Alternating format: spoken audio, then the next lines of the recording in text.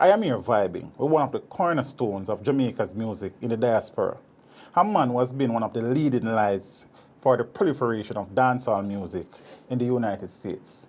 A promoter, booking agent, journalist, among many other things. His parents named him Clinton Lindsay, and today he shares his story. Sir Lindsay. Yes, sir. Father Lindsay. Yes, sir. Great man.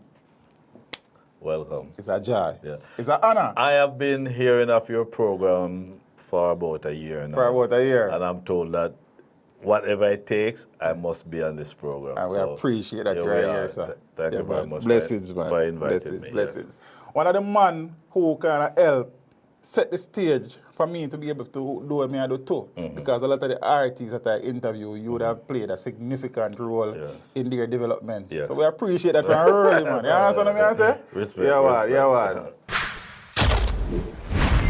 Teach them! Always make sure the message reach them! Sir Lindsay. Yes, sir. So it's good for see the man. You have been doing the music thing for now 45 plus years? Well, it depends on where you want to start. all right. Because for me personally, No, man, go ahead. Well. For me personally, this is what I've been doing ever since, well, not bringing in artists, but in the music.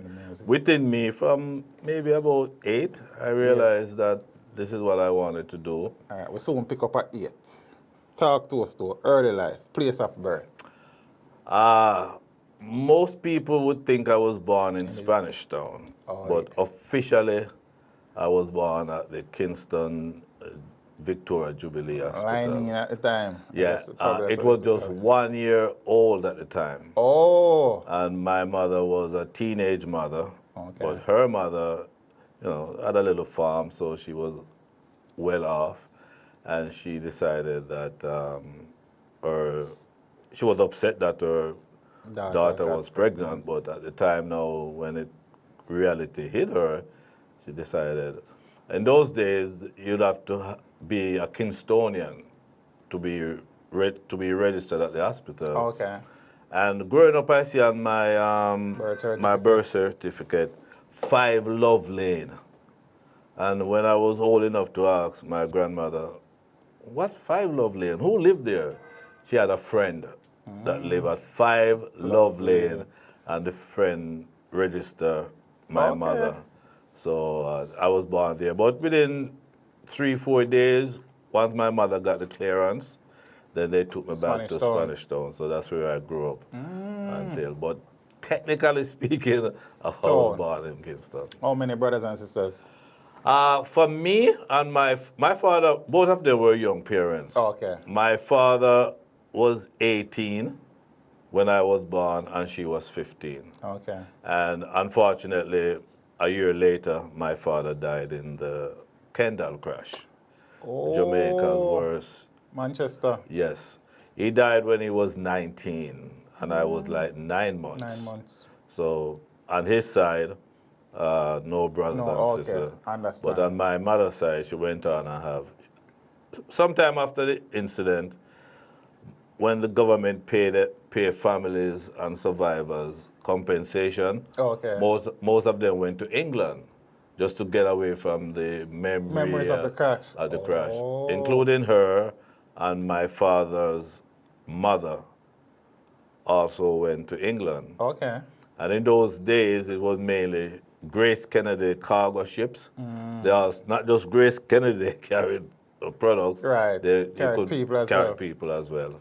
So that's why I tell people all the time I was raised by a village, because when my mother left, how old were you?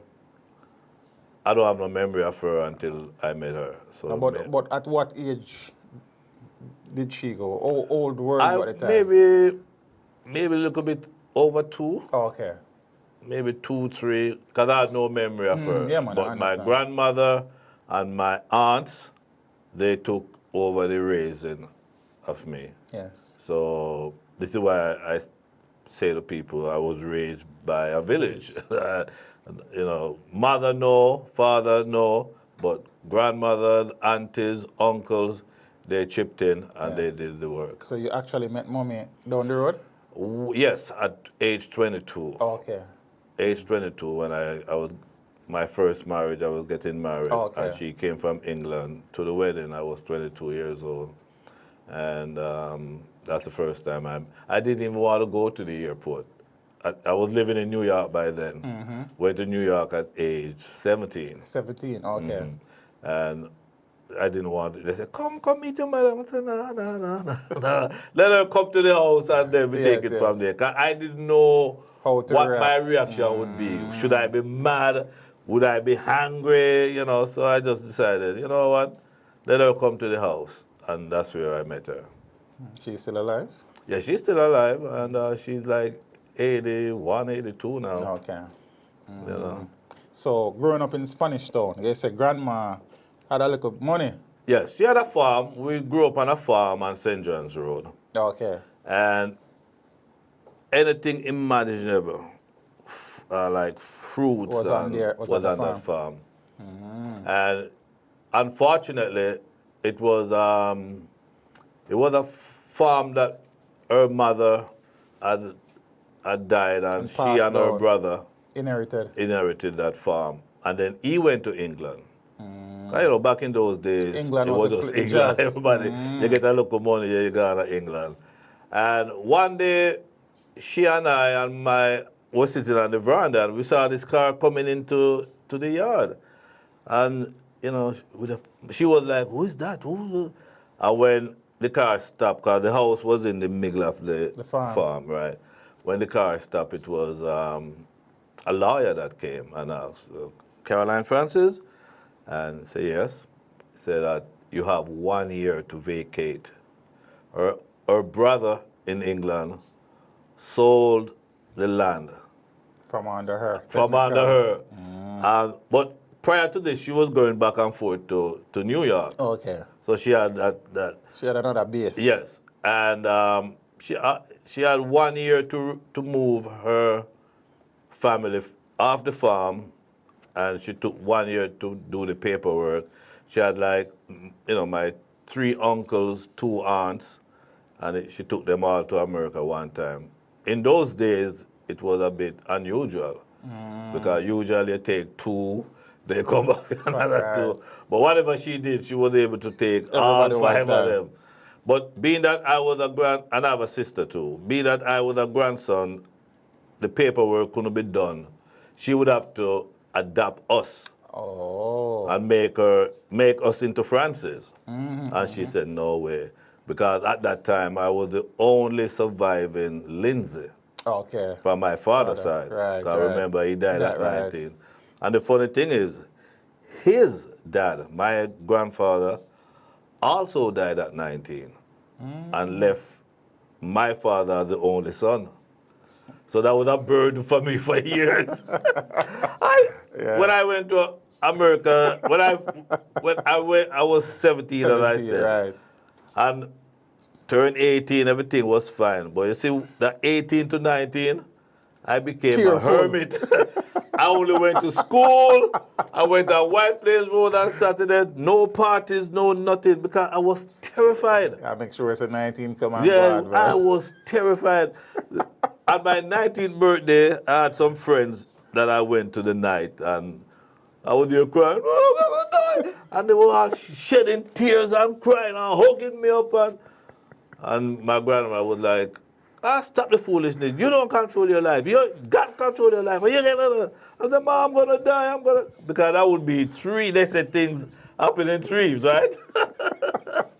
So, you know, at that time, I was very terrified. I would go to school Monday to Friday.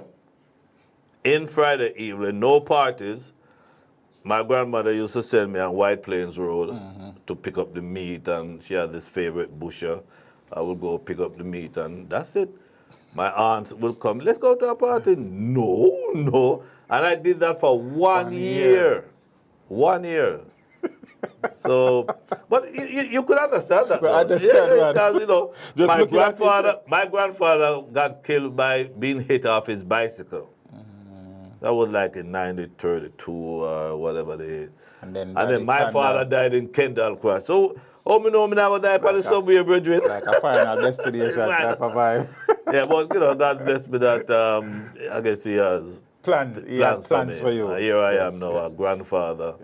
And every time I look at a grandchild, I just imagine my father and his father. Understand. My condolences, man. Yeah, man, I'm so used to it now. And at the time in Spanish Town, my father was such a popular guy because he was a devoted reader, and everybody said that's where you get your reading thing from. I'm told you'll never see him without a book. Oh, okay. A book in his back pocket or something like that. So I think I inherited that from him. Before you migrated to New York, where did you attend school, though? Well, the biggest school I would say, I used to go to Homestead Primary. Oh, okay. But my uncles from St. John's Road and the guys then from Homestead, every evening fight. Yeah. And I was in the middle of it. And my grandmother, you know, she's a person that loved education. And whatever she saw in me, she said, no, you're not going to go there no more. So she took me out of Homestead and she sent me to Crescent. Oh, okay. And Crescent at the time was the most prestigious school in the Spanish Town area. Yeah. And I went to Crescent until I was from about 8 until I was 14, 15. Oh, Crescent was an all-age type of school. Yeah, oh, you know Crescent, it. Yeah, all based on the age, you can handle the maths, yeah. And what happened now, I went to Crescent, but every summer, my grandmother would be filing paperwork to bring me up. Right. And every now and then I'll tell the class and the teachers, bye-bye. Go to the embassy, and they will say, you need to adapt him, and you know, the same thing over and over. And she decided, nah, she's not going to do that. So in 1972, you know, I was, bye, I'm going to America. And come September. I didn't bother go back to school. I was so embarrassed. I didn't go back. I was home. My guardian that had me at the time, Aunt B, Miss Birdie, she became friend. She was a friend of Arthur Brown. Arthur Brown is Dennis Brown's father. Oh, yeah? Yes. And he started coming by because they were like girlfriend and boyfriend back in the days. And he came one day and he said, you're not going to school? I said, no. And he asked me why, and I explained to him. He said, okay, in the meantime, you're waiting to go to America. And by that time, I had forgotten about it. I didn't care about it, because from about 10 years, you go to America, and it never happened.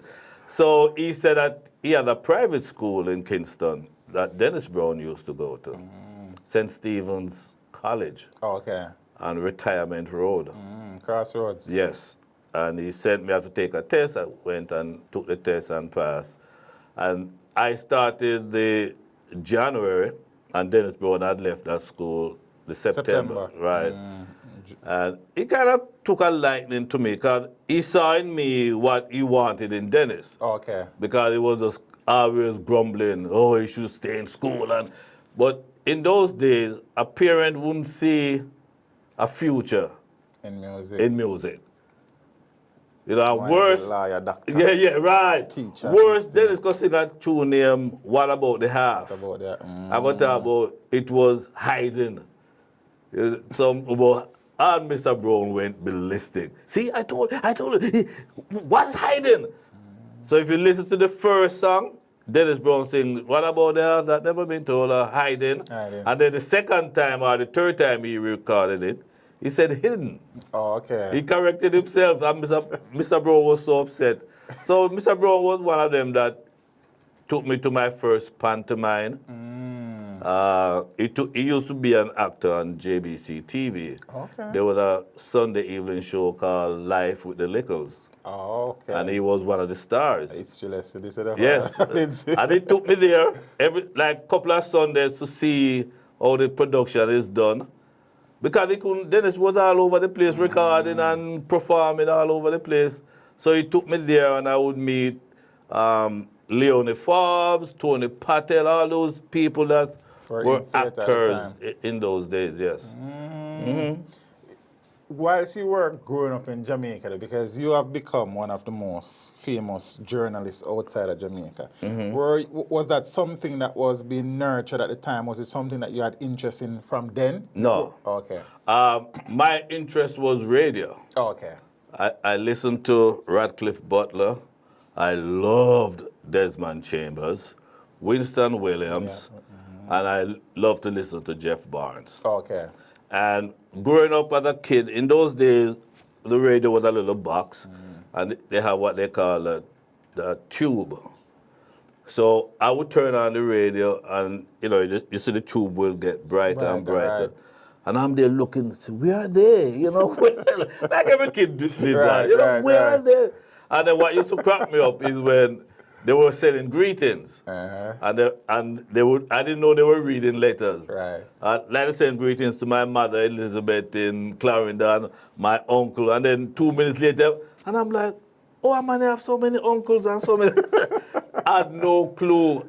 It's when I went to New York. Now the journalism came in when I started college. To be honest with you. So take me now to leaving for New York. You left 72? 73. 73. What happened, them say me clumsy, me aunt clumsy. Okay. So my guardian now, summertime, would take me all over the place to trade school. Oh, okay. So one particular summer, she took me to this guy, a carpenter. And, I said, okay, I'll learn the trade, whatever. But my music was still on my mind. And then the man called me, Clinton, bring a plane, come. And I'm like, plane, what the hell is that? Said, you know what a plane is? Exactly. I'm saying, why the thing when me look on it, the thing where you hold and you do like that with it, whatever that is. That look like, you know what you're talking about. You just bore a hole. I took it and I took it to him. And the man took the thing and said, this is the plane? I said, yeah. And then he said, all right, have a seat over there. So the evening when my guardian came to pick me up, see two of them. So the next morning, me jump up, ready to go to work. She called me and said, Clinton, you don't have to go in today.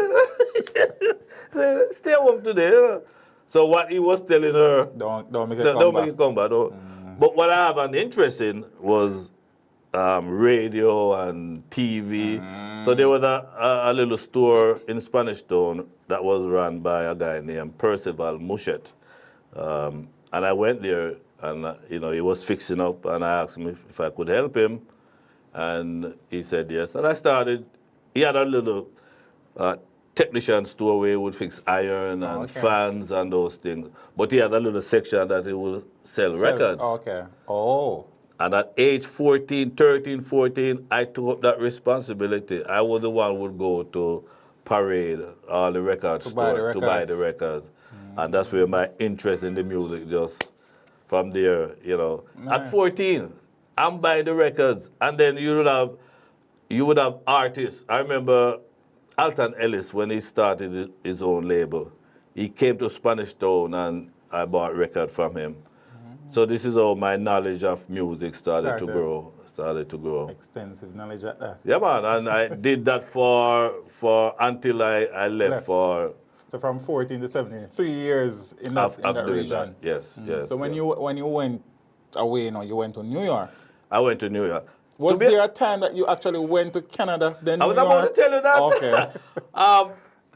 What happened? Know that I'm 16 and boy, we have a girlfriend and she kind of she got pregnant. Let's say it as it was. And a friend of mine now said to me, Clinton, you have to take life serious, cause a serious time. Yeah, a serious time. I'm gonna say, what do you mean by that, Miss Val? She said, you have to get a job and take care of you. Yeah, be a bit close and I'm saying, what? It's a serious thing. And then I called my grandmother, Ma, I want to come now. Because, like I said, the last 2-3 years, I started to have girlfriends. I used to have a little disco called Big J. Oh, you build a son? Yes, man. Because I was working with the guy. Okay. First, we built amplifiers. So I started to, what happened he was building a set, and I was there playing with the wire. And I didn't know the wire was grounded. You know what happened? Yeah, what? Me said what they call it? Transistor. Transistor, boom! And all that oil that was coming from it. And they say, you know, if that would have burnt you to crisp. I said, no, you know what? Let me just stick with that part. Because here I am now with my lousy hands. And when that transmitter blew up, I started to concentrate just on the music. So at this time now, I already built my amplifier, and I used to go around to the little soul parties as Big J. You know what's Big J? Big J. Yeah. No. Big J was a nickname for JBC, the big JBC at Halfway Tree. Okay. And I was a JBC guy because, like I said, you know, Desmond Chambers, Radcliffe Butler, and those guys. Because RGR in those days was more too foreign. Okay, yeah. They had like an 80-20 ratio. 80 foreign and 20 local. And JBC was like the reverse. Oh, okay. So everyone hear rubber dub. JBC. It was JBC. Even though at the time RGR was #1, but I love JBC. So I named my Big J. The big J. Yeah. So I had that, and I was enjoying my life. Because even when my grandmother came for me, I was at a party on St. John's Road. And the car was coming in, and one of my selector guys said, yo, Clinton, your grandmother come. And I'm like, come where? See, now mother would tell me she's coming, you know, right. but when she came, she already had plans to take me to Canada. And in those days, it's not like today. You didn't need a visa to go to Canada. You just need to have someone meet you at the airport. Okay. And she had a friend that met me.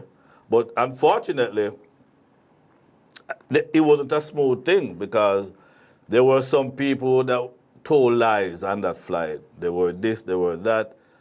There was one guy, a lady who said that she's a typist and she can't type and she come in here, blah, blah, blah. So the guy took her around. And typing machine and typewriter. Call one of his hydrant and say, hey, Michael, bring a type. Come on with a typewriter and put it in front of the girl. She was like, man, So I think she got turned back. There was another guy, because what my auntie told me, my grandmother's friend, carry your books, because you're coming for it was for Christmas break. So you still got to be studying. But she told me one thing that I need to tell the officers, and that in those days, there was a tourist attraction, right, in Canada. Okay. And from what I understand, it doesn't exist anymore. But it's a big farm, and they have, you put the cows enter from one end, and then when it comes out at the other end, it's chopped up, beefed and everything. Okay. And so I told the guy, no, that's where I wanted to go. And he said, what is the name of the farm? And I say, Teach Them Farm. He said, what's that? And I'm telling him, in this place, they then put the cow into the thing, and I said, cow? And I'm like, and he called another colleague. I said, what is he saying? And when the guy picked up the beef part of my conversation. Part was strong, man. Yeah. And he said, oh, Teach Them Farm. And the other guy recognized, said, oh, you put the cow. I said, cow? I said, cow. So that's how they let me through. And I stayed in Canada for 2 weeks. And then they pay another person to carry me across the border to the US. So how ironic it is that me had to squeeze across the border. I ended up taking so many people to America. It's unbelievable. Right. A destiny, man. A destiny. No. Destiny. People see this now and said, no, I don't believe Mr. Lindsay. Yeah, I crossed the border. I went up. In those days, what they did was to take you up near Detroit. Because this guy that was doing the job, very expensive, but him not use the regular routes then where everybody took me all the way up to Detroit, and he said, remember the name Coleman Young, which was the mayor of Detroit at the time. And there was a racetrack up there. And he put the car that we went in, he put me in the middle of it and have two African Americans on each side. And the guy just looking and the Americans, them said, nah, we lost some money, man. They said, better luck next time, bro. All right. That was that. Yeah, that was out, So that's how I came to America. Interesting. Isn't it? Interesting. That's how I came to America. And then when you went to New York, now you settled in the Bronx. Oh, yeah. That's where my grandmother was living. And I didn't have, of course, at that time, I didn't have any legal papers. Right. So what I used to do now, I used to look in the want ads. And at this time, though, my mind was made up. School and radio. So I started to go to this vocational school for broadcasting. It was a 6 or 8 weeks course. And one evening I was coming from school, and my neighbor, which was a Jamaican guy, he said, hey, what's up with you? What are you doing? I said, I'm going to this thing. His name was, Errol McIntosh. You're very good with names. Yeah. Because these are people that play a major role. And Errol said to me, he knows a place I can go that forget about them 6 weeks, because what they do just give you the surface. But he was going to New York Institute of Technology. Yes. And he said, if I go there, I learn, it's a 4-year program, and I learn broadcasting, TV, ads, writing, from A to Z. I said, well, I would love to, but, I don't have no money. He said, he can show me how to get grants. Oh. But at the time, it was like June, July. So it was too late for that September. But they said, if we can come up with the first payment, and when I went to my grandmother and I told her, she said, really? It was like $1,100 at the time, compared to now $40,000 or $50,000. Yeah. And she came up with the money, and for the next semester, which would be the spring, I started getting money. So Errol really opened the door for me with that. When I started New York Institute of Technology in September, by October 12th, I think, I was on the radio. WTNY. Didn't waste no time. And before me, there was only one black guy there, Dr. Bob Lee. And he was responsible for the Black American affairs. Oh, okay. I was responsible for the Caribbean, the Africans, everybody else. That was my responsibility in terms of catering to their music and so on and so on. And I started there, right there and then until I graduated. You graduated with a degree in communications arts? Yes, a bachelor's degree. And doing that was so much better than what I was doing. Right. And as only 2 black guys on the station, we pushed things. Because even with Jimmy Carter, when he had the Democratic convention at Madison Square Garden, I was like one of few blacks from college to cover that. Oh, yeah? Oh, yeah. So you get that experience, and you get the experience of, eventually I ended up on the school newspaper as the entertainment editor. Oh, okay. And I started to do reviews, like a show, before a show hits Broadway, they have it out on off-Broadway, off-Broadway, to tighten it up, see how people react. Sometimes they even change the actors by the time it gets to Broadway. So my skill in terms of reviewing stuff, I got that from that experience too. Nice one. Yeah, man. I try to do it all because I figure there's something up for me. And I want, when I come out into the public, I'm well equipped. Yes. Well, ready to, which I thank God that I was able, from crossing the border to where I was. I remember when Bob Marley died, I never have no papers. But the school, they would give you a student visa. Okay. So I could use that if you have to go somewhere. So I went to my grandmother now with my bright self. Hey, Ma, Bob Marley, could you give me some money to go to the funeral? Me must send you to school, give you this and give you that, and give you ticket. Because in those days, those older people, if it's not Jim Reeves and Johnny Mattis, you could tell them about Bob Marley. So she said, nah. So the day when the news came that he died, I was working at... WBHI? No, that's after I graduated. I was working at Oh, this you never little... graduated when Bob died? That's the same year. Oh, same year. February, and he died in May. Right. And that was my first job. It was Diamond District. Oh, okay. I was in the Diamond District, and when he died, and I went to the bathroom for my coffee break. When I came back, the black station I was listening to was playing "Is This Love?" I said, "Wow," excited. And then they start play another Bob Marley. I said, "Oh wow, they're in a Bob Marley mood this morning." But when they went to the third Bob Marley, something ain't wrong. Yeah, they're not gonna play three Bob as popular as Bob was in 1981. Black R&B station not gonna play three Bob Marleys. And then I waited, and then the guy came in and said, again, breaking news at Reggae Superstar. I said, oh man. So I asked my supervisor if I could take early lunch. He said, oh, Clinton, go man, go. And I went into Grand Central Station. I know the middle of it, and I sat there and just look out. Yeah, look out, seeing people going back and forth. So after leaving university now, your first official job was at WHBI.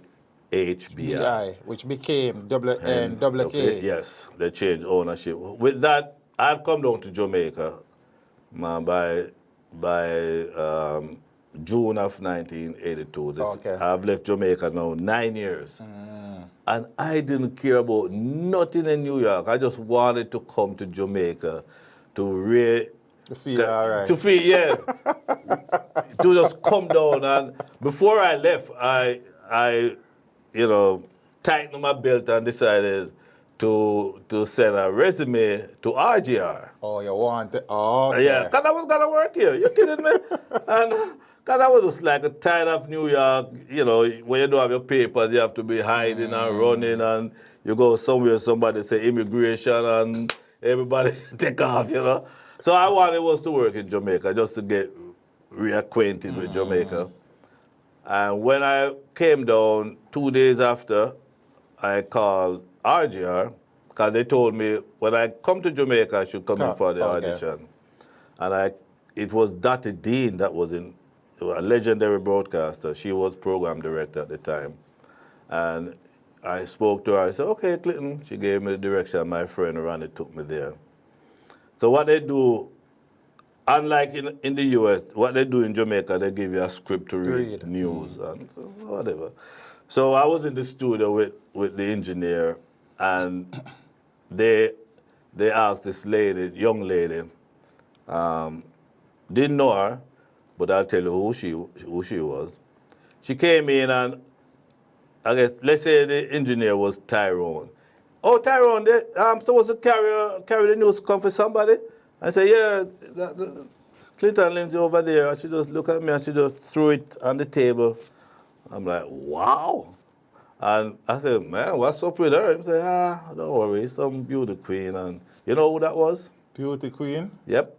She was being trained by Don Toppin. Lorraine Samuels. Doreen? She was like maybe 21, and someone said, wow, what was that about? Him said, oh, yeah, because she didn't enter Miss Jamaica at the time of it. Yeah, she never win still. I think she came second or third. Yeah, she just came in. I would figure, she said, oh, good luck, I know, do your best. No, not at all. She threw the thing on the table, actually threw it on the table, and closed the door behind her. And I said, wow, what's going on here? He said, don't worry about it. So I read the thing, I read the news, and I went back to her, Dottie Dean, and she said she will listen to it later and give me a call and let me know. She called me days later, and she said she would like to have me, but unfortunately, there's no room on the AM band.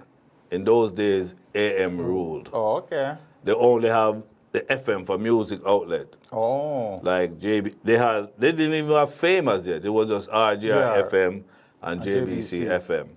Okay. And if I want, she could put me on the FM. band. Yeah. I'm say, yeah, I'll take it. And my wife one morning, she said, Oh, you come down here as a married man. yeah. She said to me, are you crazy? You go to school, study, you have all this experience. You gotta go. Because in those days, the most you do on those stations was just to give the temperature. Oh. Yeah, give the time and temperature. You don't even introduce songs. Just time and temperature. Time and temperature. Listen to RJ FM. It's now 25 minutes, and then run commercial and go back to the music. And she said, she kind of makes sense in what she said. So I said, yeah, but I want to work in Jamaica. But before I left, I had sent out resumes to various radio stations. And while I was in Jamaica, my grandmother called me and said that there's a letter from some station. I said, Ma, open it, Ma, open it. And she read it to me. And it was from WHBI. That they have a slot I might be interested in. And I said, yeah. And then within a week or so, I went back to New York. And the rest is history. The rest is history. The rest is history, my friend. So I started there. And in those days, it was mainly the big name artists that were being played. Yeah, and were brought to New York. Mighty Diamonds, Third World, Bob Marley. And the other genre was totally ignored. Dancehall. And when I saw that, that's when I started to... Little John was my first client. Little John was the first man you bring a fire. Yes. First man I ever got a work permit for. It was, I think it was 16 or 17, somewhere around there. And it's not just a matter of fact, he was just my first. But when I was told that I'm going for him, my anticipation, because at the time, Little John had 3 songs in the chart, in the top 10. And in America, you have 3 songs in the top 10. You eat some food, you know. And that's what I was expecting. The day when they make the arrangement that I'll meet him somewhere off Spanish Town Road, there was You actually came for him in Jamaica? Yes. Oh. Cause you have to you work them time there? Yes. Oh, okay. Yeah. For the most part, yes. Okay. If you're at Jimmy Cliff, he's already established. You just meet him when he land? Yeah, he can't go in for his own work permit. But someone like Little John and them younger artists have no clue. Yeah. So when I met him at the restaurant and he came out the car, I was expecting Little John to be in some Mercedes Benz, and he come out a little car, a taxi, and he said, "Boss, you come for me?" I said, "Yeah." And him said we could buy him a lunch. Oh yeah? Because I was sitting him said, "Sure." And I'm looking this kid up and down, and I said, "But something ain't right, you know." And when I gave him, when the person served, I don't know if it's still happening, but there was this kind of file paper at the bottom of the box. Grease paper. And when Little John finished the curry goat, the man rolled up the paper and I scrape off the rice. I said, no. I mean, it basically brought tears to my eyes. And I know what was happening with him. In the States. 3 songs. 3 albums and everything. And I said, Little John, I told him he has 3 songs on the chart. Say What You're Saying, Girl Across the Ocean, and another one.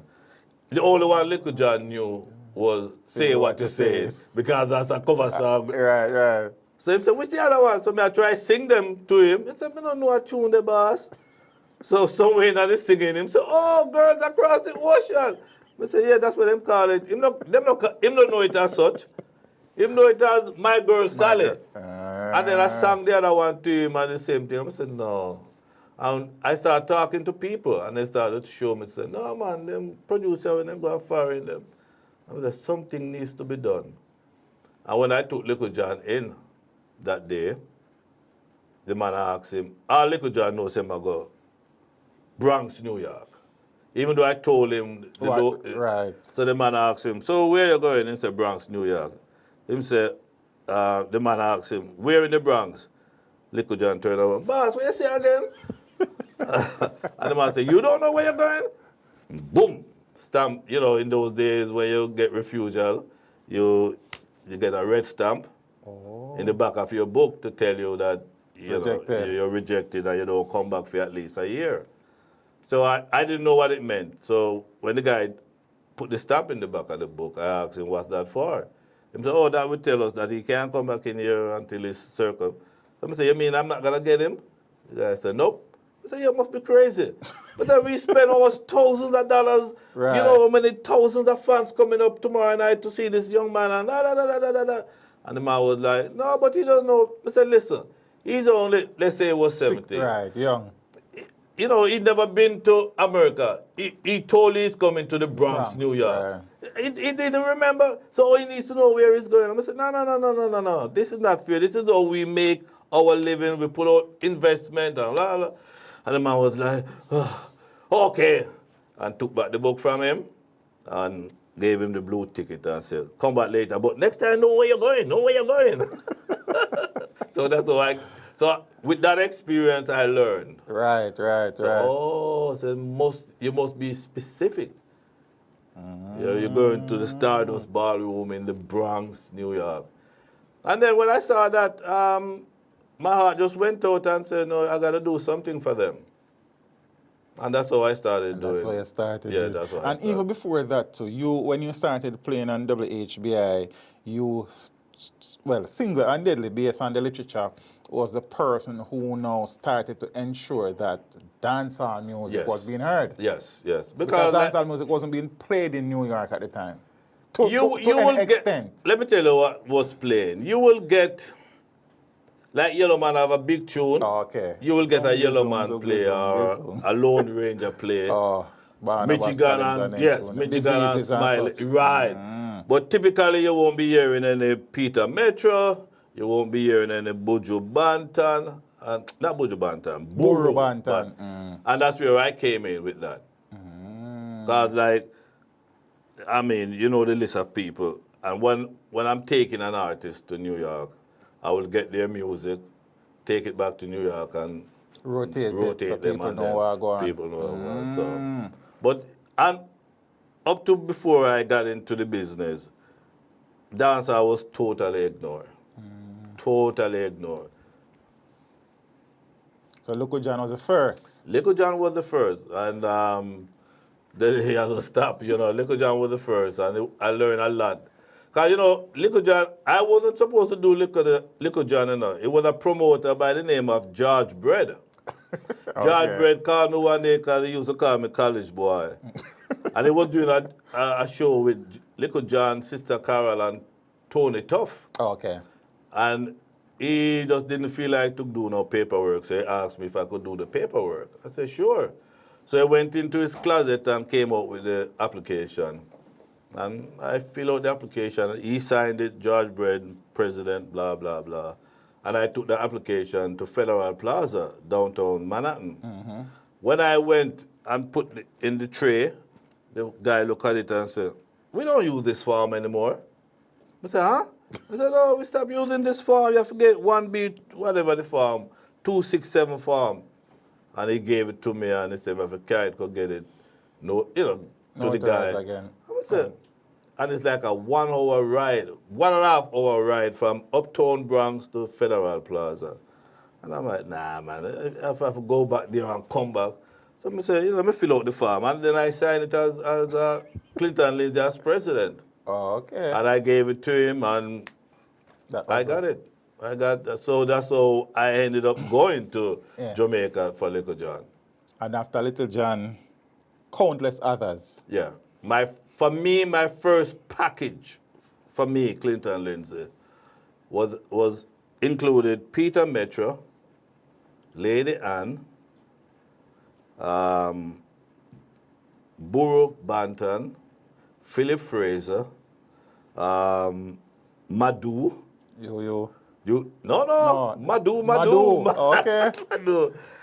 And it was the big mistake I made to me was that there was just too many of them. And I didn't really know them. And When that tour was over, like 8 weeks later, I was bushed.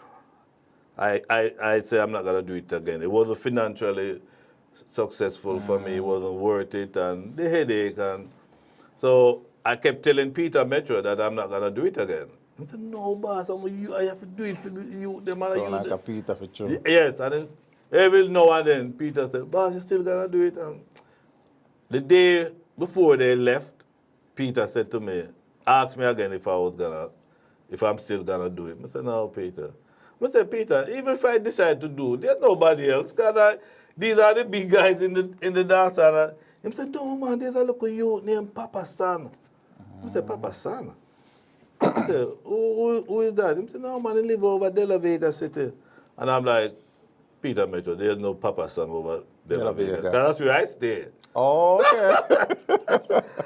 And he said, tell me about Papa San. And he said, well, since things started, he's the only DJ that Leng used every year from day one. He doesn't have a hit song, and everybody afraid of him. I said, where you come from? Spanish Town? He said, yeah. I said to him, Metro, I think you're mistaken. He said, no, because many a times I over there go pick up Papa San when Metro play. Right. And then I call and I understand that, yeah, there is a Papa San. And I went, we met, and again, that's his story. And I think I brought him there when he was like, what I did with him, because I have this tendency that if you're good and you don't have a name, I'll take your credential and I put it on file. And when I'm bringing a big name, you bring him with I him. bring him. And Good I was approach, bringing that. in, yeah, man, I was bringing in Charlie Chaplin at the time. And Charlie Principal. Chaplin, yes, had a big name. So I brought Papa San to open up. And Brethren, Mash up. oh my Lord, I mean, oh, he was so good. The son was Yeah, yeah. Right, Another guy I did that to was Shabba Ranks. Oh, yeah? Yeah, Shabba Ranks never had a name. I waited until I was bringing in Anthony Malva, Colin Roach, and somebody else. And I had Shabba names on my list. And then I asked Downbeat the Ruler, who was the sound system I work with, if he ever heard of Shabba, and he said, yeah. So that's when I brought him in. I did the same thing with Supercat. Supercat, nobody in New York ever heard of Supercat. But it was early B. Yeah, came in with the doctor. At first, no. I brought the doctor in first. And everywhere we went, boss, me have a little youth. Early be at time. Me have a little youth near Supercat. I say, oh, yeah, whatever. I said, yo, boss, me just bring him come to make him say. Because whatever Supercat was doing at the time wasn't pleasing to Early B. Okay. And he thought that if Supercat sees another side of the world, He will move away he from will that. move away from that. And he just kept bugging me. I had him for 8 weeks on an 8 week tour, Early B. One morning we were coming from Washington, D.C. We were on the New Jersey Turnpike. And the driver and I were talking, because I usually rent 16-seater buses. And Early B and all the other DJs them in the back sleeping. So they're talking to the driver and trying to keep his company and keep him alert. Early B, boss, we can't talk to him. I said, yeah, Doc, come. And then he asked me if I thought about it. I said, Doc, you know, I know you like this youth, but him don't have a name. No, no song. Him not have no song. He still got to cost me ticket, put him up, you know, and all those expenses.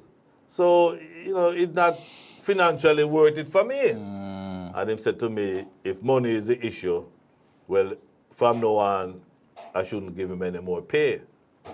I'm going to say, hold on. You mean say you forfeit your pay Just for to this catch youth? up. He said, boy, you know badly me want him. And I said, Early B, you that forfeit, Early B was at that time 1,500, 1,200, 1984, 85, big money. And I said, damn, he means that much to you? I said, all right, I'm going to work something out. Because I didn't want Early B to come to New York on his first trip. And I don't carry nothing because that's where they pride themselves in, carry down 2-3 bags, you know. And I said, all right, Early B, I'll do it. And we worked something out. And then by the time Early B got back to Jamaica, he sent me the information. He said, when Cat came, brethren, I'm not going to call the sound man name, but none of them wanted him on their sound. No sound man wanted Supercat. What I have to do, I send him with Early B. Sometimes I have a bigger promoter. No, man, you don't have to pay me now. He say, yeah, but I have to put him in a hotel room and find money, give him for food. And I say, all right. So sometimes he would go, no money, I have to take money out of my pocket. Sometimes Early B gives him money. And when he saw that, himself, he said, boss, you see next time, you know why you? He said, this is what he said to me. Cat. He said, him don't want me bring him back to America until him have a hit song. And when he got the money from me off an Early B, he was stuck up with those big tape, you know, those big studio tape. And he said, don't bring me back to America until I have a hit song. And with less than a year, Boops came out. Boops came out, and they say the rest is history. Yeah. So there are different circumstances where these guys come into my life. And there are other people, Tiger, Cocotti, Admiral Bailey, Pinchers, Shinehead, Major Mackerel, Reggie Stepper, Derek Parker, Cutty Ranks. Cutty Ranks tell me say you're first man. Yeah, man. All the names you call Sanchez, Ninja Man, Robert French, Chaka Demos, Lady G, Wayne Wonder, Shelly Thunder, Wickerman, Loving Deer, Flower Gun, Zane, Professor Nuts, Half Pint, Junior Reed, Barky, Barry Salmon. Yes, I did the first Barry Salmon. Michael Palmer, Echo Miner, Shaggy, General Cheese. Yes, oh yeah. Loss. Wow. Yes, Tamika Awards. All of them. Chevelle Franklin. She was like 16. Pinchers. As a matter of fact, we did a show in Brooklyn that I called Dancehall Explosion at the Empire Roller Ring. And Pinchers was on the show. And eventually he came to me and said, boss, me never do a live show, you know, me never do nothing live.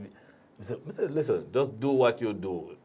Imagine this is a dance. Kind of a DJ pan song. Exactly. You don't never do all those things. Right. I said, no, man, just people gonna love you because then you have sit down pan it and agony. Be a big chore. Yeah. So I said, once you have those, and he said, you think they more like me, boss? I said, Pinchers, just a second. I won't have you on this if I didn't have the confidence. You know, have the confidence. Loving Dear, his introduction to me was one of the strangest ones. Oh, yeah? Went to the Reggae Sunsplash. And, you know, there was days where you have the reggae bed. So I saw all these performances, and I was tired. So I lay down on the ground on my reggae bed. And then the show took a break, changed a band, and he was the next artist. So I'm lying down, and I hear this big crowd. And I'm like, who the heck is that? Who that? I said, Loving Dear. I said, Loving who? There's a Loving Dear. So you gotta see him, When I stood up, there's this man with this big old panty bag. I'm saying, who is he? I never heard of Loving Dear. Panty size. Yeah, panty size. So what I normally do now is go to record store, especially Alfred Tree, out by Aquarius. And I'll ask the guy, you have anything on Loving Dear? And he will give me like a ton load of records.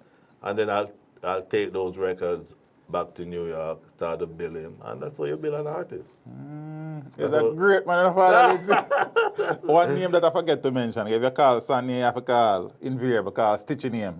Oh, yeah, the first man. So, all right, no, Stitchy, that's another interesting one. So I came now, by this time, no, Son became my favorite DJ. Oh, yeah? Oh, yeah, my favorite DJ. I just think lyric for lyric, he's the best.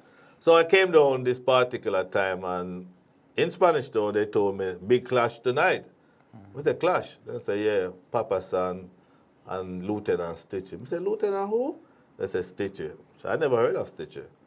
So I said, you know what? If he's big enough to clash with San, that means him big, you know. Good. So I said to them, I'm going to come to the dance, but don't tell the sound man I'm coming. Don't tell Stitchy or don't tell Papa San. Because I want to see them in their natural form. Because if San knows I'm in the dance, he won't do things, and Stitchy got to do things just to impress me. And I tell you, I went into the dance, and the sound man, no bigging up Clinton, Lindsay, and all of that, because I went into the dance, and this class started. It was a Wednesday night. And I tell you, the two DJs, them, that. Yeah, I mean, San did this thing, Stitchy answer. Stitchy did this thing, San answer. Said, damn, he's good. So I said, okay, I've seen enough. So I told my people to have Stitchy come see me the next day. And when he came, I said, you were good. He said, well, he never knew I was in the dance. I said, nah, I don't want you to know I'm in the dance. And next thing you know, him talk about Stereo One, and I just say, the rest is history. But it was just the fact that he was bad enough to be challenging Papa San. That caught my attention. And that's how I ended up. The governor was for a long time. Yeah. I never heard of him. And I heard that there were this rival between the two of them in Spanish Town. I'm like, what? So I'm saying, if he's that good, I'm good. He's good. I mean, I have to do something with him. One of the saddest one is Major Worries. Major Worries. Major Worries. That's a sad story. Yeah, that's a sad story. You know, again in Spanish Town. I got him on Jammies. Right. I talked to Jammies, and Jammies. Oh, you were the one who spoke to Jammies to get him over there? Yes. Never know what that father Never me get him over there. But he was like, I don't know, this guy was short-tempered. And so every time I come down, I'll get report on him. He want more money, and his sister or his mother, someone had come to me to talk to him. Because when I go all St. Mary I dance, he have a taxi with 3-4 people, and him I buy the juice. And so I talked to him, and he said he's doing more work than Admiral Bailey. And I'm telling him, listen, brethren, that's Jammy's artist. You'll never get equal pay over there. Do your thing, build your stock. And he just always complaining to me. And 1987, in August of 1987, I came down, and when I was leaving, I saw him on a particular street. By this time now, I had filed his paper, but he wouldn't get his visa until September. Okay. Because I was doing like the fall tour. And I called him and I told him, just chill and just relax. When I come back next time, it was in July, Right. July, no, sorry, it was in August, because he died in August 16th. And I said to him, I'll be back for you. And 2 days or 3 days later, I got a call that, big demonstration in Spanish Town. I'm like, what for? Police killed Major Worries last night. And, I don't know, that was it. But if that guy had lived, a lot of the artists that came after him wouldn't have. I've heard the stories, man, that he was really talented. Even people say Shabba took his style after a while. But them say, I don't just Shabba, them say enough people. Enough of the man that run a jam is a Major Worries. Style. Yeah, so it was very unfortunate. He was just like 20, 21, Young. Jaja. Pity say I never get look at the experience. Yeah, he would have done well. He would have, because I started to play his song because Robert French produced a few singles with him. Right. Talk, and them kind of tune there. So I started, because my thing is, once I'm bringing in an artist, I'll find whatever music they have and play it to get New York, familiar with them. Thing. Yes. So it was very unfortunate that he didn't make it. Some great things that do around here, Father Lindsay. Something, I don't see it as such, People keep telling me, It is, man. It is, because those names that we have, everybody name when me call, different from what you call, in them own right, a big artist in the space. And you would have been responsible for introducing them to a brand new market. Yes. Making them probably make some serious food. And that's what I've heard all the time. Why I would be going somewhere and I hear my name, a man call me and say, yo, I don't know, say you bring Professor Nuts? I'm like, oh yeah, I did. I said, why, man? I say, are you making baby mother eat food and that sort of thing? Shaka Demos and Pliers. When I put them together, I didn't even know what the hell I was doing. Because I brought, Shaka Demos was coming for a while. Right. Pliers came up 1989, I think. But I never met him. Right. The person that was doing my business down there, she used to go to the Stings, the Sunsplash, and would tell me who is doing what. So she said that Pliers is ready for the New road. York. So I did the paperwork, brought him up. And the first dance I did with Pliers was in Brooklyn at the Biltmore Ballroom. But I noticed that he was kind of shy, because when you're fresh in the place, everybody, people come to see. So he was standing against a column, like in the ballroom there, like for. So I said, you ready to go up? He said, yeah, man. He was sipping on a juice. I said, yeah, man, cool. I said, yo, brethren, you see all them people at the place cock, Are you them come to see, because you're the freshest. Shaka Demos and them people, they come here all the while, and you. So I said, yeah, man, where you? So I'm going to Downbeat now. I'm going to Downbeat because he had a tune called Your Love is Burning. Your Love is Burning. I said, Downbeat, bring him in. So Downbeat, throw on the rhythm, and everybody, all the DJs, them run on the rhythm. I'm Downbeat, say, yo, the artist there for real, I said, go and go do your thing. And he went up there and tear down the place. All he needs to do is sing. Yeah, the next day. Well, by the month, the following week, I had him at the Barclays Athletic Club in the Bronx. And then I said, I had an apartment where I used to keep them. Okay. I used to keep them. One whole organization here run for that. Yeah. So I said to Shaka Demos, yo, Demos, boy, do me a favor.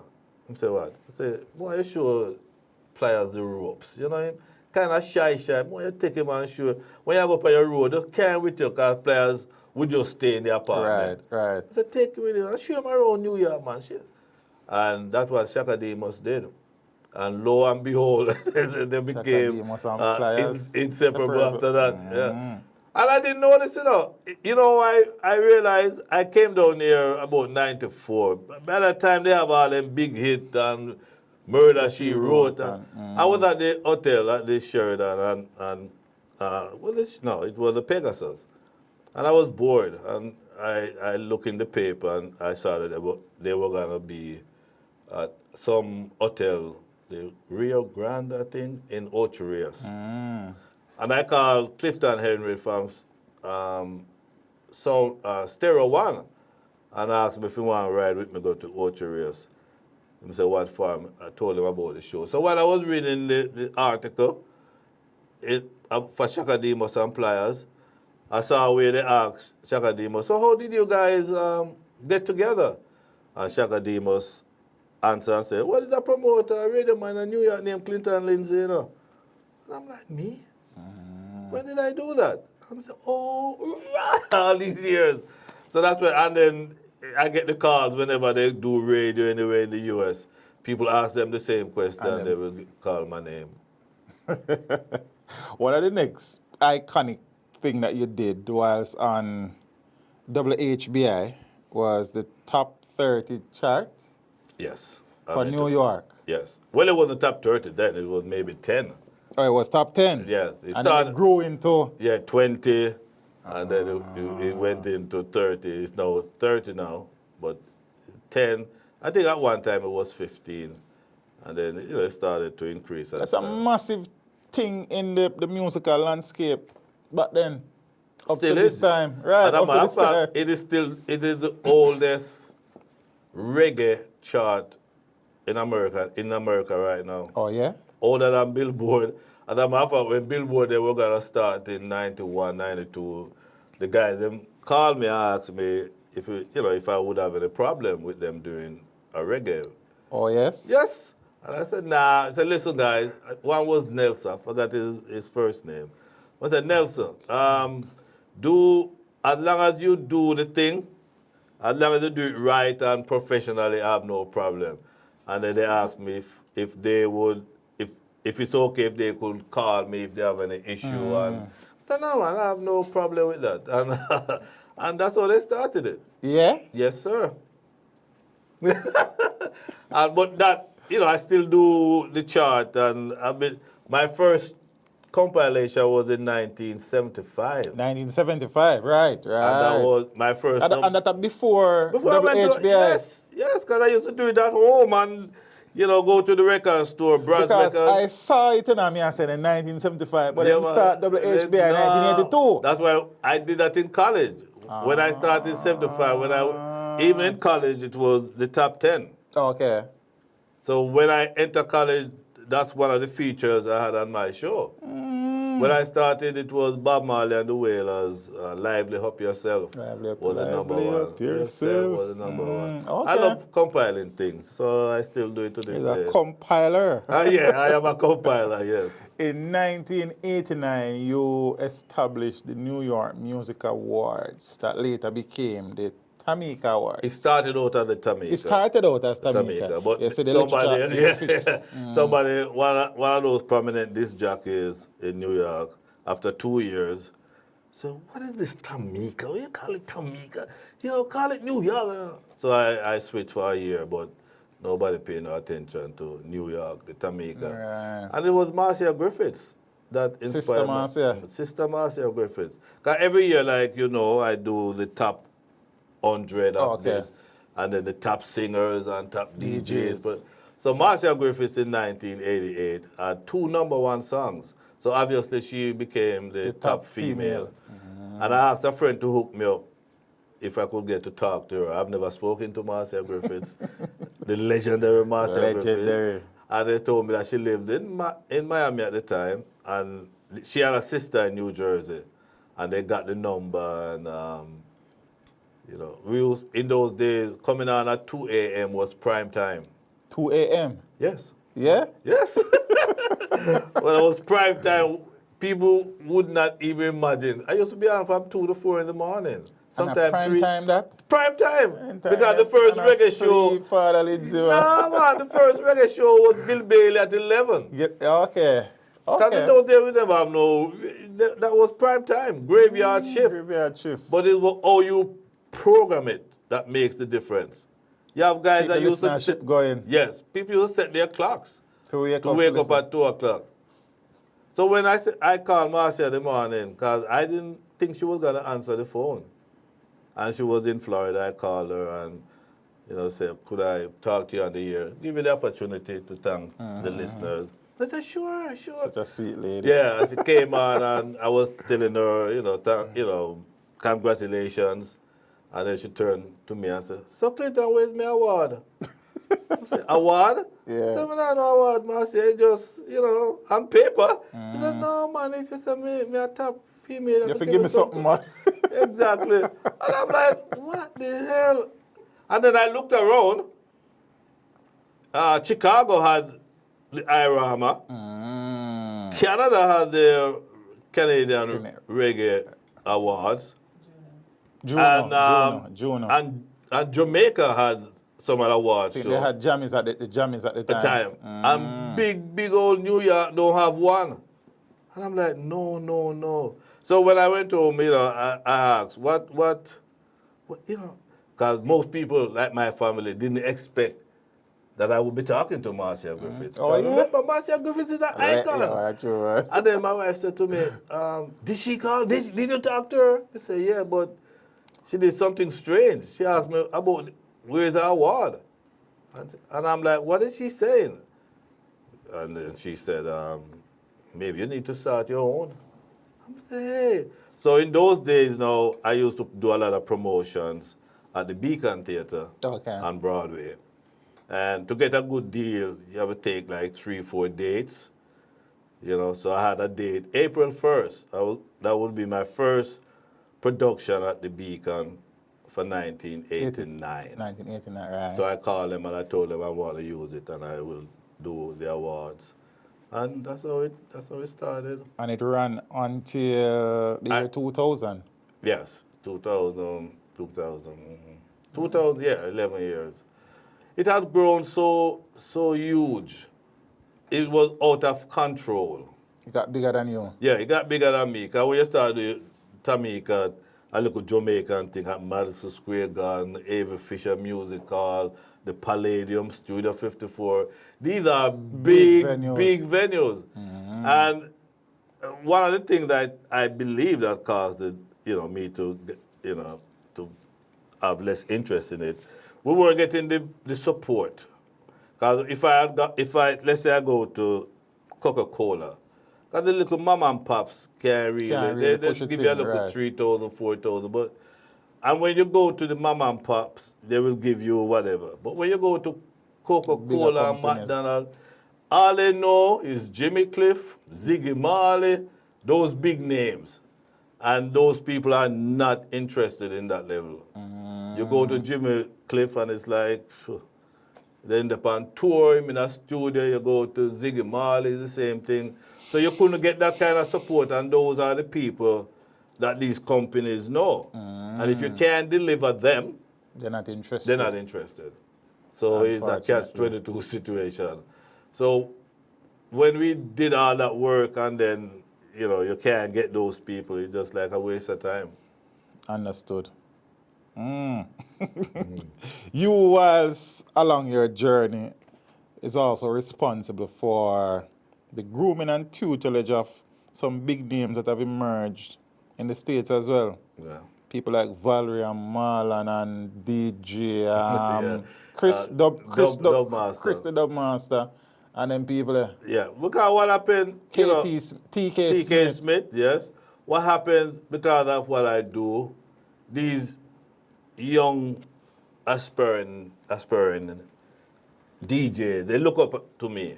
And they will call me because they can't call a Ken Williams or a Gil Bailey. Because those guys, they will call me. And all the names you mentioned are people who call me to say they want to get in radio, can I help them? And I will call them. When Dubmaster called me, he wanted to just be a selector at the underground.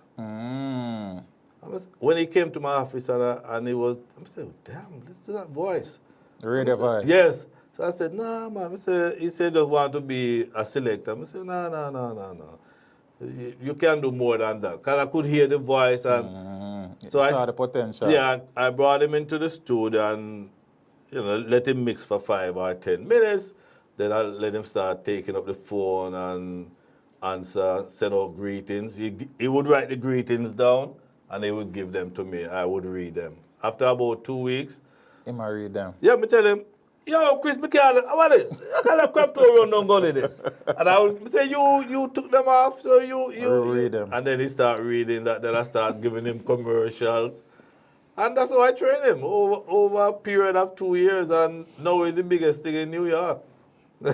Yeah. So, yeah, share the knowledge, man. I always believe. College man. I always believe, yeah, so they call me.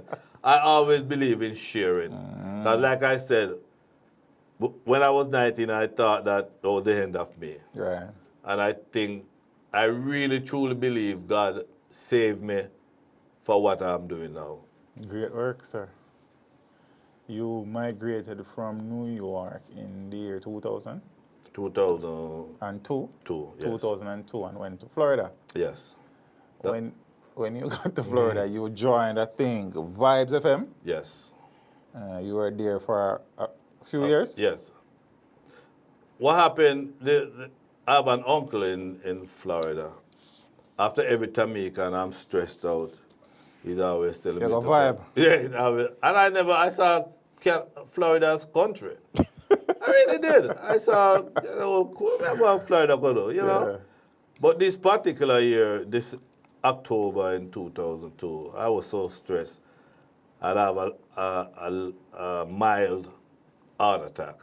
Oh. And my cardiologist said that I need whatever is wearing me out. That's one of the reasons why we even cut down on the Tamika. So whatever, get rid of what's bothering you or what's wearing you out, what's stressing you out. And that's why we ended up going to Florida, and then I joined the station there, and I'm supposed to be toning down the work. And right now, I'm one of the most in-demand person there now in terms of breaking artists the same way, introducing songs and so on.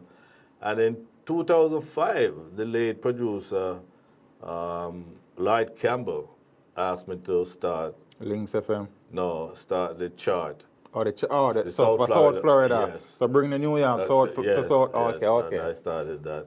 And after I learned a few things, because after I learned a few things at Vibes, because in those days South Florida was the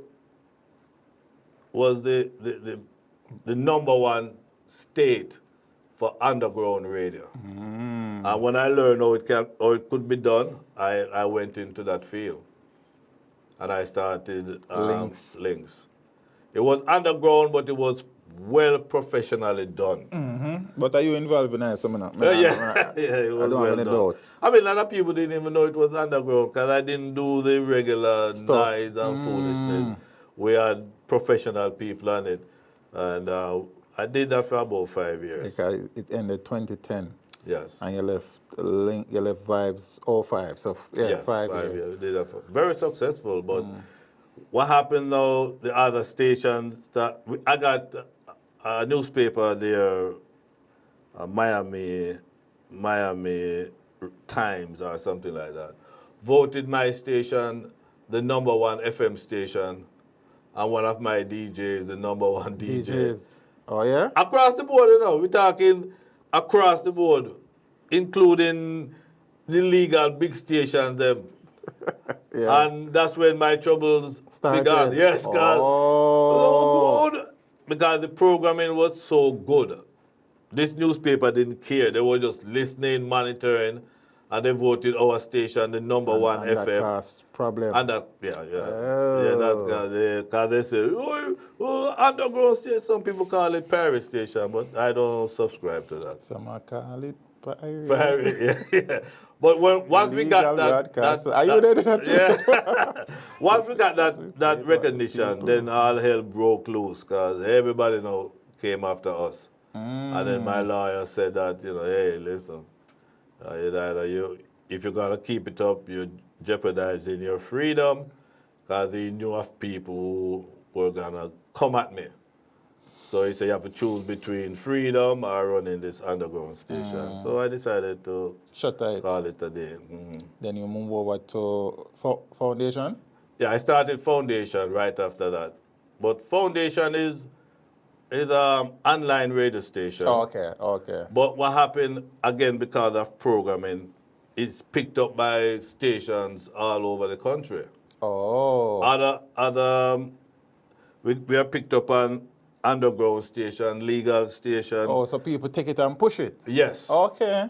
Yes. So this is why when I talk about my broadcast partners, that's what okay. I understand. Yeah, I totally understand. Because what the other internet station take program from it. Understand. Sometimes I get a call and, yo, Mr. Lindsay, in Detroit, I listen to WBBY, But once you're online, you really don't have control. I know that. Once you're online, you don't have control. Yeah, so I'm glad when I get calls from all over. I mean, a promotion and push that. Yes. Just the same. And it helps with when I'm breaking a song. Yes. Because you will hear that song in Detroit. All over the place. All over the place. And I'm very popular in Europe too. Yeah, Germany, Japan. I get calls from there, and Sweden, those places. And we keep the music clean. As it should be. Yeah, we play clean music, and I'm one of the few disc jockeys right now. I guess over the years, you establish that when I will get a song from Richie Stevens, and I will listen to it, and yo, Richie, take that and throw it out. Even Richie Stevens or Freddie McGregor, Marshall, they send me their songs to listen to it. And if I don't like it, they will put it somewhere else. That's where it's at now. George Knox, oh God, he was, yo, Marcy, listen to this. I said, no, Georgie, no, Georgie, this won't work. So that's where it has become now. Have you actually ever managed an artist? Oh, yeah. Who? Oh, those guys that I mentioned in the past. I was booking agent, manager, road manager, tour manager. But it became a point. You see, once they start the industry like Ninja Man and Nick, they started to make the thing different than what. Like I said to you, I would have an apartment.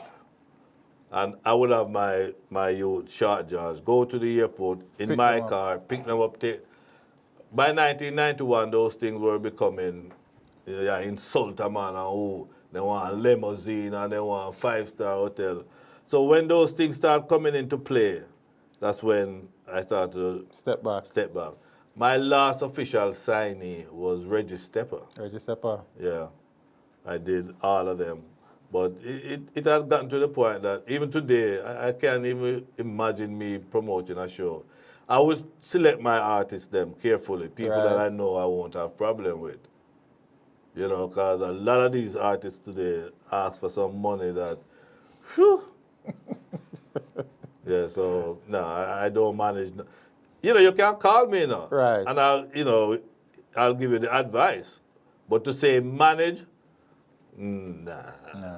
And speaking about calling, for the people who don't know how to get in touch with Sir Clinton Lindsay, how they find you? ClintonLindsay.com. What happened for me now, I'm winding down my life. And I'm not out there selling anything. Right. I don't want nobody to call. I get it every day without giving out information. While I'm here in Jamaica on my local vacation, you know when the calls I get? Boy, Father Lindsay, when you come back? I'm like, yeah, give me a... The greatness of the man. Yeah, but eventually it must come to an end. Yeah, but until then. Until then. Yeah. No, but I do have one or two people. Like, you know, I'm crazy about Richie Stevens. And if when Richie's making a song, and at the end of the song, he will send me.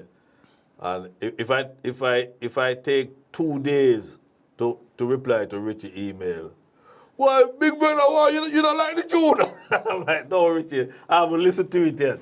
And that goes for a lot of other artists, you know, because they want, I guess, the approval of it. Yeah, they want that approval. I'm approval. know the music, why not? If Sir Lindsay said this sound good, it sound good. And so you'd have listened music for longer and than some of them back.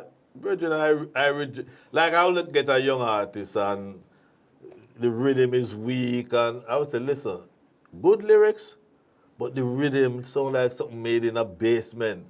And I mean, I send it to Jamaica, send it to somebody for like a real decent rhythm. Because in America, well, now they have improved a lot. But back in the days, them light. You know, so I do that now, but, you know, if you want to find me, just ClintonLindsay.com, leave a message. Yes, you're very active on YouTube. Is there anything you don't know, Bridget? What happened, you know, I had come down to Jamaica about 12 years ago. After X News, and I was writing for X News. Oh, okay. Cool. I was their New York representative. After they folded, I said, you know, I will continue, start a new newspaper.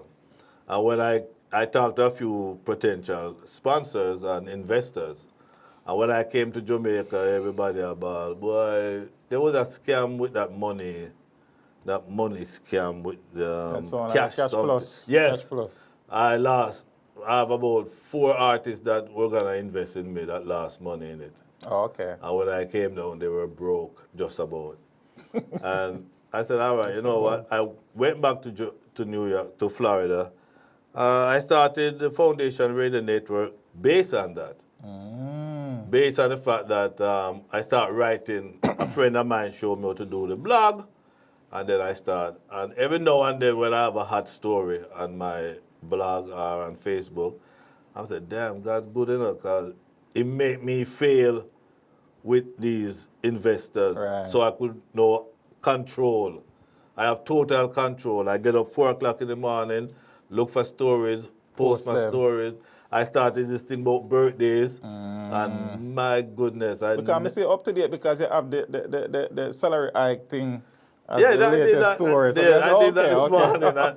So I get up 4 o'clock. And I was on there earlier. Yeah, what happened, if I'm going to do something, I dedicate my time to it. If I'm not going to do it, you know, I'll tell you no.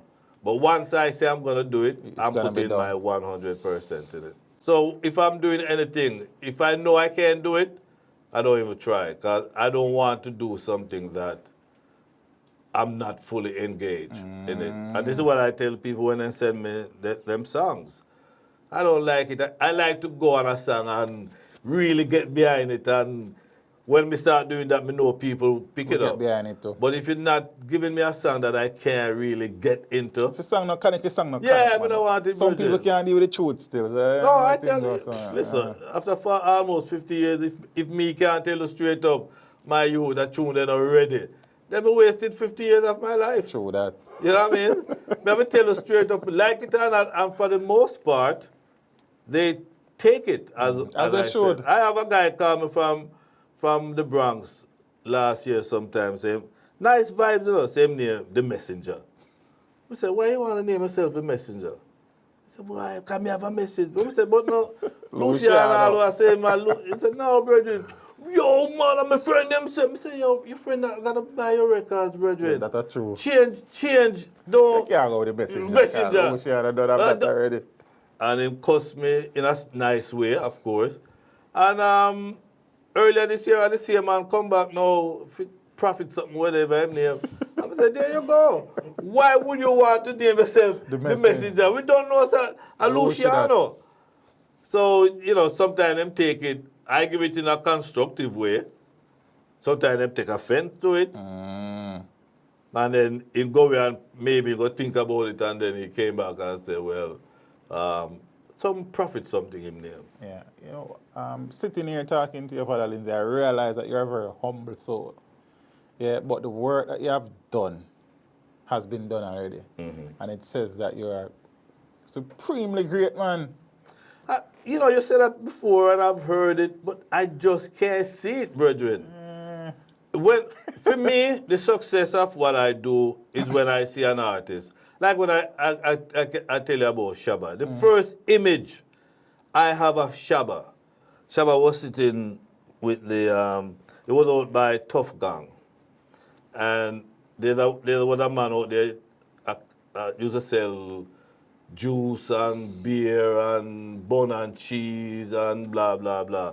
So I used to go out there every trip I make, because Delroy Wilson's wife, Cecile, she was the promotional manager. Her job was to make sure the records are in the hands of radio people. Right. So Delroy Wilson took me to her and introduced me, and every time I go to Jamaica, I would call her. I'm in Jamaica, I'm leaving Thursday. She would have a little package for me. So this particular day, I went there the Thursday, and I parked the car and I was crossing over.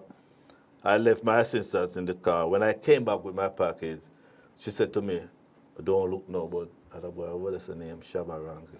At the time, it was Shabba Rankin. Shabba Rankin. And I said, oh, yeah, I was playing one or two tunes.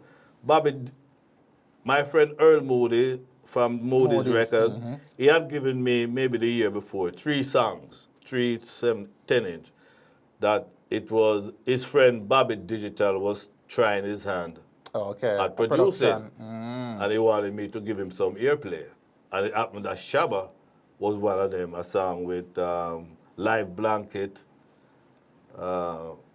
Peeny Wally or something like that, Weenie Weenie. Yeah, Peeny Wally. Yeah, something like that. Peeny Pony, I think. Yeah, whatever it was. But those Peeny?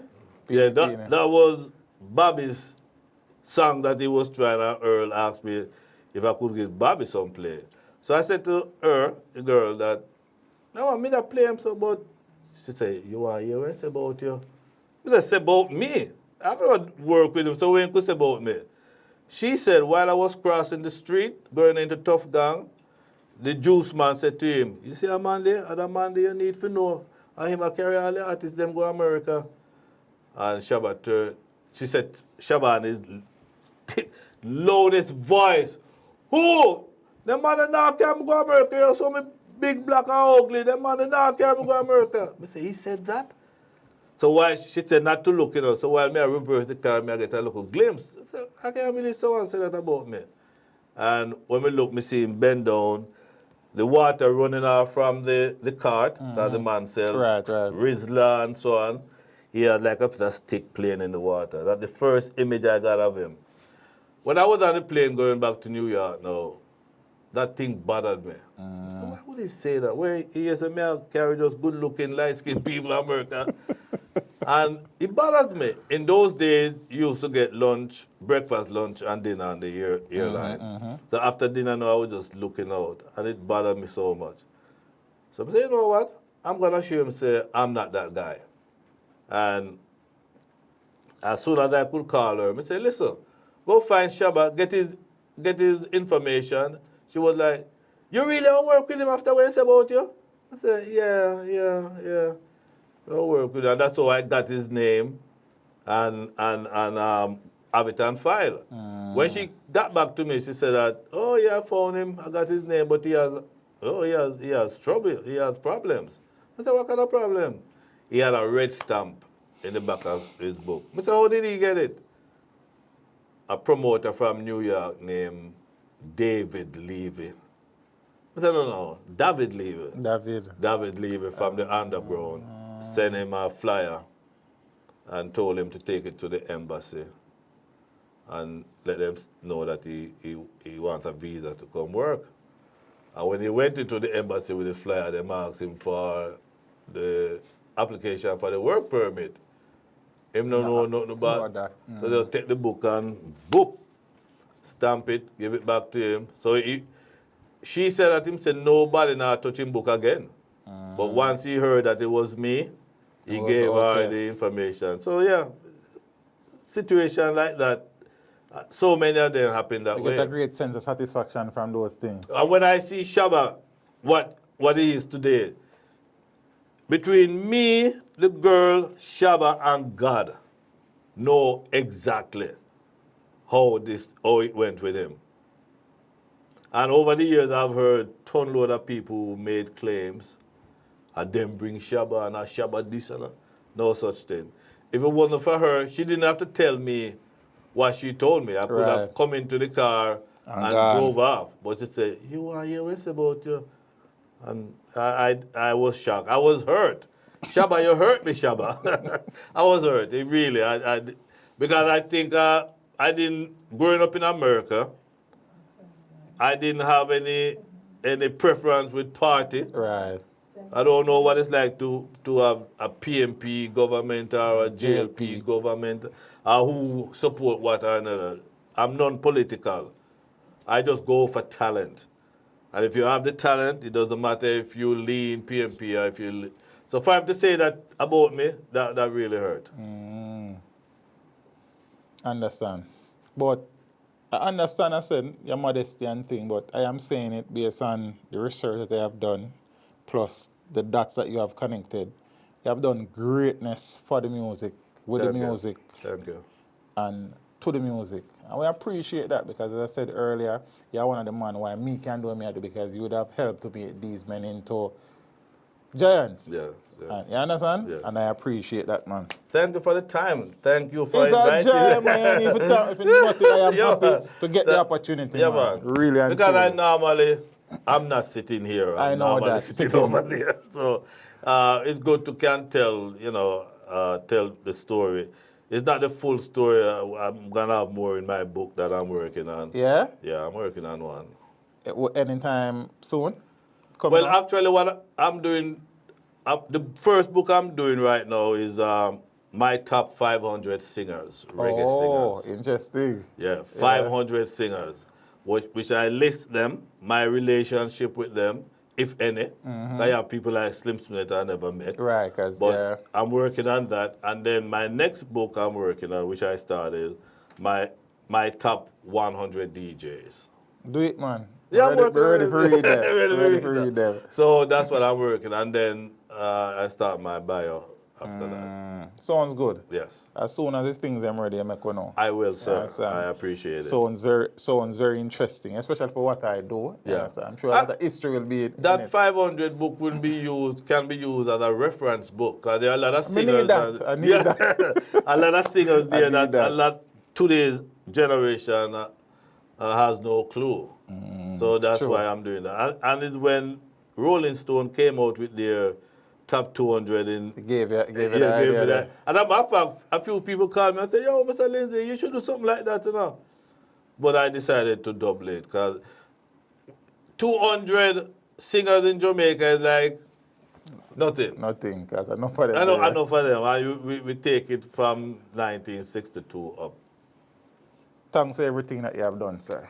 Thank you Greatly for having appreciate me. it, man. Respect, sir. Yeah, man, and keep doing it out there. You know what I think? Blessings.